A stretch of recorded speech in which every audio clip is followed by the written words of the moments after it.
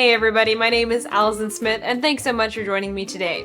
For some reason, you guys really love this word routine. I'm not sure why. Something about routine just makes everybody super excited. So I thought I would talk about how I incorporate piano into my daily routine through 5 different ways.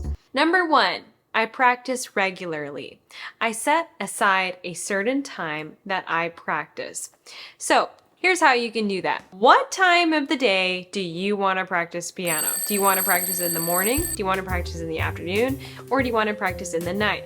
Or do you want a mix of all 3 of those? Do you want to do 10 minutes in the morning, 10 minutes in the afternoon, 10 minutes in the night? Or do you want to do it all at once? It's really up to you and it's really up to your schedule. For me personally, I like to do my practice in the morning. I wake up, I go down at a certain time, and I usually spend about 2 hours at the piano. Sometimes if I have a lot more time, I'll spend 3.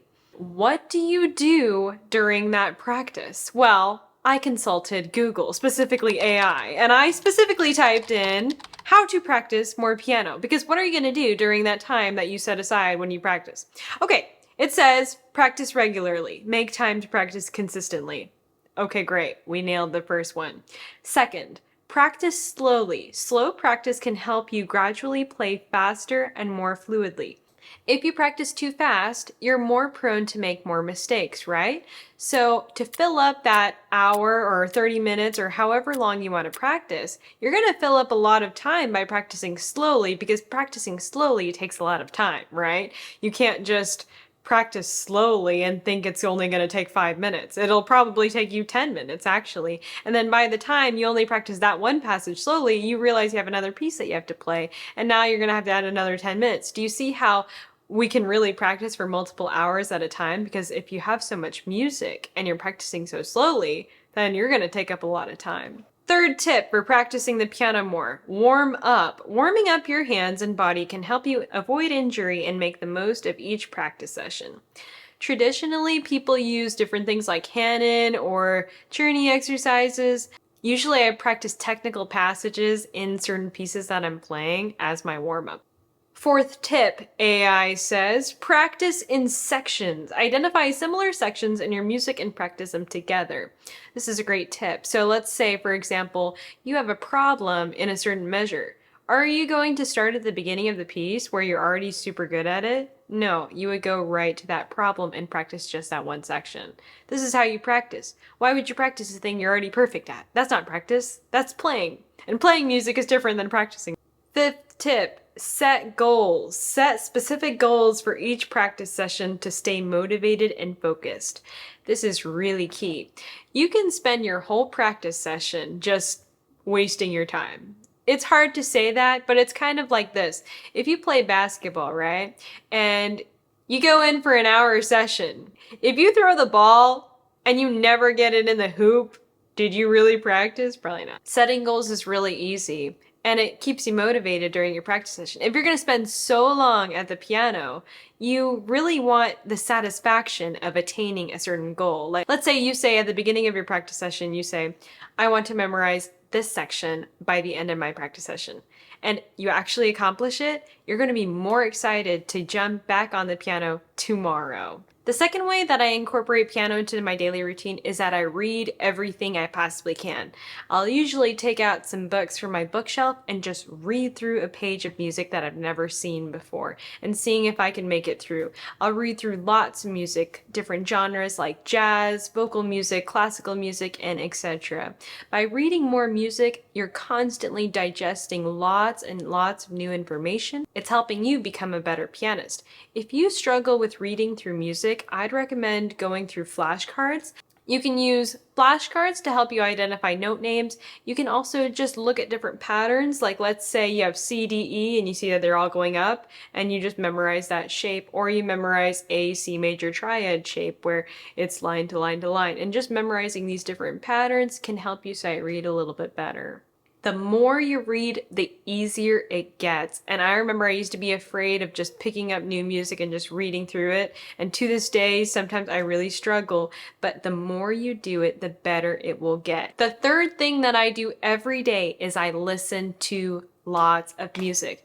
You would think this would be obvious, right? But actually it's not obvious. Many people who are trying to learn the piano don't even listen to piano music, which kind of blows my mind. You would think if you're trying to learn a language, you would listen to music with that language, right? Like if I was trying to learn Spanish, I would listen to lots of Spanish music because it would be so easy to just pick up the words, right? So if you're trying to learn piano, why don't you try learning lots of different piano music by ear? I went on a car ride a couple days ago. I had a playlist that I was listening to, and I picked out a random song for my playlist, and I had never heard it. And because I listened to it in the car, I was so excited to learn that piece the next day. And so that fostered that consistency to practice every day, right? Because I'm so excited to play the piece that I listened to.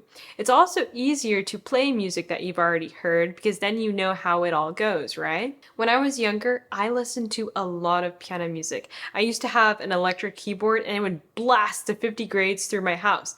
I couldn't even play those pieces at 8 years old, but fast forward a couple years when I did develop the ability to sight read through those pieces, it was so much easier to play through those pieces because I had already digested that material.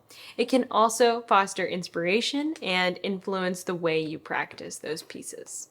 The fourth way I incorporate piano into my daily routine is I challenge myself. This kind of goes along with number one. And just to give you a little bit of a story, I have a particular student and she doesn't incorporate piano into her daily practice routine. So here's what I did with her. I set up a performance opportunity for this girl to perform her piece memorized without the book in front of a live audience.